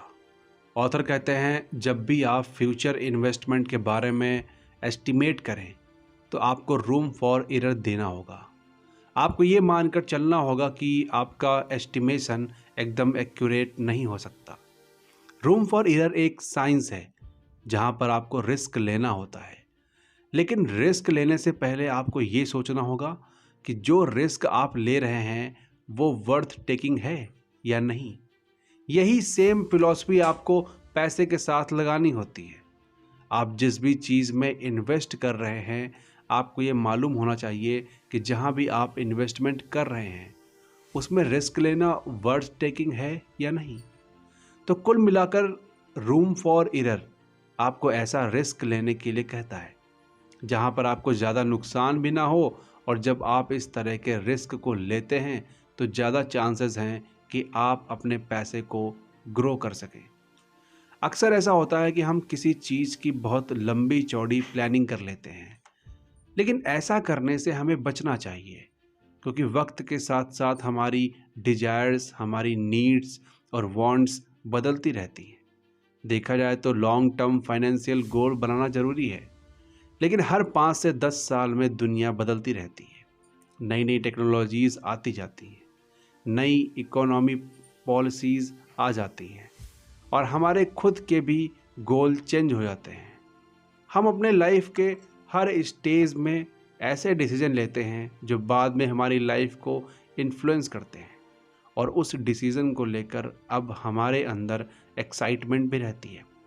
ऑथर एग्जाम्पल देकर बताते हैं कि कई लोग जब टीनेज में थे तो अपने शौक के लिए वो टैटू बनवा लेते थे, और जब वो बड़े हुए तो उन्हें अपनी इसी डिसीज़न पर रिग्रेट होता है। आपकी फीलिंग, आपके इमोशंस सब वक्त के साथ बदलते रहते हैं, लेकिन आप जब भी फाइनेंशियल प्लानिंग बनाएं तो आपको दो चीज़ें अपने मन में हमेशा रखनी होगी। पहली चीज़ ये कि फाइनेंशियल प्लानिंग की एक्सट्रीम एंड के बारे में हमें नहीं सोचना है। आपको ये एज्यूम करके चलना है कि अगर आपकी लो इनकम भी रही तो भी आप खुश रहेंगे, और अगर आप बहुत ही ज़्यादा फाइनेंशियल प्लानिंग के लिए मेहनत करेंगे तो हो सकता है कि आपको फाइनेंशियल प्लानिंग का एंड रिजल्ट ना मिले, तो आपको रिग्रेट होगा। फाइनेंशियल प्लानिंग जब आपने बना ली तो आप हर साल उस प्लानिंग को रिव्यू करें, और अगर मॉडिफाई करने लायक चीज़ें हैं तो उसे मॉडिफाई भी ज़रूर करें। अक्सर लोग खुद पर हाश हो जाते हैं और प्लानिंग फेल होने पर खुद को मेंटली पनिश करने लगते हैं। इसका असर आप पर तो होता ही है, आपकी फैमिली पर भी इसका असर होता है। इसलिए प्लानिंग रिव्यू करते रहें, इसमें कोई भी खराबी नहीं है। जितने भी सक्सेसफुल वेल्दी लोग हुए हैं वो भी यही करते हैं, वो प्लान रिव्यू करते हैं और ज़रूरत पड़ने पर उसे मॉडिफाई भी करते हैं और इजी वे में प्लान करते हैं। दूसरी चीज़ ये है कि हमें इस रियलिटी को एक्सेप्ट करना होगा कि हमारा माइंड चेंज हो सकता है। अक्सर उन एम्प्लॉय की लाइफ मिजरेबल होती है जो अपनी कंपनी में बहुत ज़्यादा लॉयल रहते हैं, पर ऐसा इसलिए होता है क्योंकि ऐसे लोग जब एडल्ट में थे तभी से उन्होंने ये डिसाइड कर लिया था कि उन्हें किस फील्ड में काम करना है और किस कंपनी में काम करना है, और ख़ुद की नज़र में धोखेबाज या बेईमान साबित नहीं होना चाहते, भले ही वो मेंटली टॉर्चर हो जाएं। ध्यान रहे, आप खुद से लॉयल रहें, कंपनी से नहीं। रियलिटी ऑफ चेंज को हमें जितना जल्दी हो सके उतनी जल्दी एक्सेप्ट कर लेना चाहिए। एग्जाम्पल के तौर पर अमेज़ॉन जब शुरू हुआ था तो वो सिर्फ एक बुक स्टोर हुआ करता था। धीरे धीरे इसने खुद को चेंज किया, फिर ये ऑनलाइन ई कॉमर्स कंपनी बन गई और बुक्स के साथ साथ बाकी चीज़ें भी ऑनलाइन डिलीवर करने लगी, और उसके साथ कई सारे चेंजेस भी आए। अब अमेज़ॉन का टारगेट है स्पेस। अगर अमेज़ॉन खुद को बुक्स तक लिमिटेड करके रखती तो शायद आज ये जिस मुकाम पर है उस मुकाम तक नहीं पहुंच पाती, और आज दुनिया के सबसे वैल्यूएबल कंपनीज में से एक नहीं बन पाती। जेफ बेजोस हर 5 से 10 साल में चेंज की रियलिटी को समझ जाते हैं और फिर उसी हिसाब से अपनी प्लानिंग बनाते हैं, और शायद यही उनकी सक्सेस का सीक्रेट है। अगर आप खुद को कांस्टेंट यानी बांध कर रखेंगे किसी प्लानिंग में तो आप बाकी किसी भी अपॉर्चुनिटीज़ को एक्सप्लोर ही नहीं कर पाएंगे। आपको ये समझना होगा कि जैसे जैसे दुनिया बदल रही है वैसे वैसे आपको भी बदलना होगा। दुनिया के साथ कदम से कदम मिलाकर चलना होगा, क्योंकि इसी में है सक्सेस, और सक्सेसफुल वेल्दी लोग ऐसा ही करते हैं। You and me and the seduction of pessimism. लालच ह्यूमन नेचर का ही पार्ट है, और हम सबके अंदर कहीं ना कहीं किसी न किसी चीज़ के लिए लालच भरा होता है। वो लालच चाहे मटेरियलिस्टिक चीज़ों के लिए हो या फिर इमोशनल चीज़ों के लिए हो। कई बार ऐसा होता है कि मार्केट में कुछ ऐसे प्रोडक्ट होते हैं जिनके रेट अचानक से बढ़ने लगते हैं और हमें समझ में ही नहीं आता कि इन प्रोडक्ट का रेट क्यों बढ़ने लगा है। मोस्टली लोगों को यही लगता है कि किसी प्रोडक्ट का रेट बढ़ने की वजह लालच होता है। अचानक से प्रोडक्ट के रेट बढ़ने को इकोनॉमी की लैंग्वेज में बबल कहते हैं, और बबल के लिए पूरी तरह से लालच को ब्लेम करना सही नहीं है। जब भी किसी प्रोडक्ट के दाम मार्केट में बढ़ते हैं तो हम यही कहते हैं कि ट्रेडर्स लालची हो गया है, क्योंकि हम इसे सिर्फ अपने ही नज़रिए से सोचते हैं। हमें एक्चुअल में ये पता ही नहीं होता कि इस बबल के पीछे की वजह क्या है। कोई भी एक्सपर्ट आपको ये नहीं बता पाएगा कि आखिर ये इकोनॉमिकल बबल होते क्यों हैं, ये ठीक उसी तरह है जब कोई आपसे पूछे कि आखिर ये वॉर क्यों होते हैं। आप कभी इसका रीजनेबल आंसर नहीं दे पाएंगे, क्योंकि वॉर करने के सबसे अलग अलग रीज़न होते हैं। लेकिन हम एक रीज़न इसके लिए कह सकते हैं, वो ये है कि कभी कभी इन्वेस्टर्स दूसरे इन्वेस्टर्स से कुछ ऐसी एडवाइस ले लेते हैं जो एक्चुअल में उनके लिए सही नहीं होती। यानी दूसरे इन्वेस्टर्स के इन्फ्लुएंस में आकर कई इन्वेस्टर्स ऐसे डिसीजन ले लेते हैं जिनकी वजह से पूरी मार्केट में असर देखने को मिलता है, जिसकी वजह से इकोनॉमिकल बबल आ जाता है। एक नॉर्मल इंसान का विज़न और एक इन्वेस्टर का विज़न अलग अलग होता है। एक नॉर्मल इंसान की कोशिश यही रहती है कि वो अपने पैसे को लॉन्ग टर्म तक इन्वेस्ट करके रखे, जबकि इन्वेस्टर्स अपने इन्वेस्टमेंट को शॉर्ट टर्म तक के लिए ही रखते हैं। ऑथर हमें एग्जाम्पल देकर समझाते हुए कहते हैं कि जब .com बबल हुआ, यानी टेक्नोलॉजी बबल, तब 1999 में याहू के स्टॉक के लिए एक नॉर्मल इंसान पागल हुआ जा रहा था। उन्हें यही लग रहा था कि ये इन्वेस्टमेंट उन्हें 30 साल बाद उन्हें $1 बिलियन का रिटर्न देगा। लेकिन इन्वेस्टर्स ने इन सब पर सिर्फ कम टाइम के लिए इन्वेस्ट किया था और ज़्यादा अमाउंट इन्वेस्ट किया था। इन्वेस्टर्स को ये मालूम था कि इस स्टॉक में अभी मोमेंटम है, लेकिन ये मोमेंटम कभी भी शिफ्ट हो सकता है, इसीलिए शॉर्ट टर्म में ज़्यादा अमाउंट इन्वेस्ट करो। और जब कोई एक अच्छा ट्रेडर शॉर्ट टर्म इन्वेस्टमेंट करता है तो उसे देखकर कई दूसरे ट्रेडर्स भी इन्वेस्ट करने लगते हैं, और कई ट्रेडर्स इंट्राडे ट्रेडिंग भी करते हैं, जिससे कभी कभी इकोनॉमिकल बबल होने लगता है। 2000 में यही हुआ था। उस दौरान हाउसिंग बबल होने लगा था और घर के दाम महंगे होने लगे थे, क्योंकि उस दौरान कई इन्वेस्टर्स प्रॉपर्टी खरीदकर थोड़े दिन बाद बेचने लगे थे। जब भी किसी प्रोडक्ट के दाम बढ़े तो हम इसके लिए इन्वेस्टर्स को ब्लेम कर सकते हैं, हम उन्हें इररिस्पॉन्सिबल कह सकते हैं, और इसमें से ज़्यादातर इन्वेस्टर्स एक दूसरे से इन्फ्लुएंस होकर ही इन्वेस्ट करते हैं, और ऐसा करने का उनका यही मकसद होता है, पैसा कमाना। उन्हें लगता है कि वो एक दिन में ज़्यादा कमा सकते हैं, तो वो इंट्राडे करके कमाते हैं, और 2 साल में कमा सकते हैं, तो 2 साल तक इन्वेस्ट करते रहते हैं। आप भी इसी तरह से कर सकते हैं। आपको ये नहीं सोचना चाहिए कि कहीं आपको कोई लालची होने का लेबल न लगा दे। कमाना और लालची होना अलग अलग चीज़ें हैं। अगर आप अपना माइंड लगाकर पैसे कमा रहे हैं तो इसमें हर्ज क्या है। आपकी नॉलेज कहती है कि आप इंट्राडे से पैसे कमा सकते हैं, तो आप कमाएं। या आपको लगता है कि सिर्फ 1 साल में इन्वेस्ट करके आप अच्छा प्रॉफिट कमा सकते हैं, तो आप सिर्फ 1 साल के लिए ही इन्वेस्ट करें। आप किसी और के इन्फ्लुएंस में ना आए। ऑथर आगे कहते हैं कि आपको स्ट्रांगली अपनी फाइनेंशियल फ्रीडम पर वर्क करना चाहिए। हमारा जो भी फाइनेंशियल गोल है उसकी तरफ धीरे धीरे कदम बढ़ाने चाहिए। तो आज की ये बुक समरी यहीं पे ख़त्म होती है। आपको ये बुक समरी कैसी लगी हमें कमेंट सेक्शन में ज़रूर बताना। मिलते हैं नेक्स्ट बुक समरी के साथ। अभी के लिए जय हिंद।